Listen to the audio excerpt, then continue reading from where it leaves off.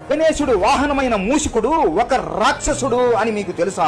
గజముఖాసురుడు అనే ఒక రాక్షసుడు ఉండేవాడు. అతని తల ఏనుగులాగా ఉండి శరీరం మనిషిలాగా ఉంటుంది. అతను అమరత్వం పొందడానికి శివుడికి కఠోరమైన తపస్సు చేస్తాడు. అలా చాలా సంవత్సరాలు తపస్సు చేస్తూనే ఉంటాడు. చివరికి శివుడు అతని భక్తికి మెచ్చి అతని ముందు ప్రత్యక్షం అవుతాడు. చెప్పు గజముఖాసురా, నీకు ఏం వరం కావాలో కోరుకో అనగా గజముఖాసురుడు, నా మరణం ఏ అస్త్రంతోనైనా ఏ శస్త్రంతోనైనా ఉండకూడదు. నన్ను చంపేవాడు ఇద్దరి కలయిక వలన పుట్టి ఉండకూడదు. కేవలం తన తల్లి వలనే పుట్టి ఉండాలి అని కోరుకుంటాడు. శివుడు నవ్వుతూ తదాస్తు అని వరం ఇస్తాడు. అలా గజముఖాసురుడు అమరుడు అయిపోతాడు. మొత్తం భూమి మీద ఉన్న రాజులందరినీ ఓడిస్తాడు. దేవులని అందరినీ యుద్ధంలో ఓడించి ఇంద్రదేవుడిని కూడా ఓడించేస్తాడు. నంది వెంటనే శివుడి దగ్గరికి వెళ్లి జరిగే ఘోరం గురించి చెప్పగా శివుడు నవ్వుతూ గణేశ అని గట్టిగా పిలుస్తాడు. వెంటనే యుద్ధ భూమిలో ఉన్న గజముఖాసురుడి పైన గణేశుడు అస్త్రాన్ని వదులుతాడు. అలా గణేశుడు మరియు గజముఖాసురుడి మధ్య కఠోరమైన యుద్ధం జరుగుతుంది. గణేశుడు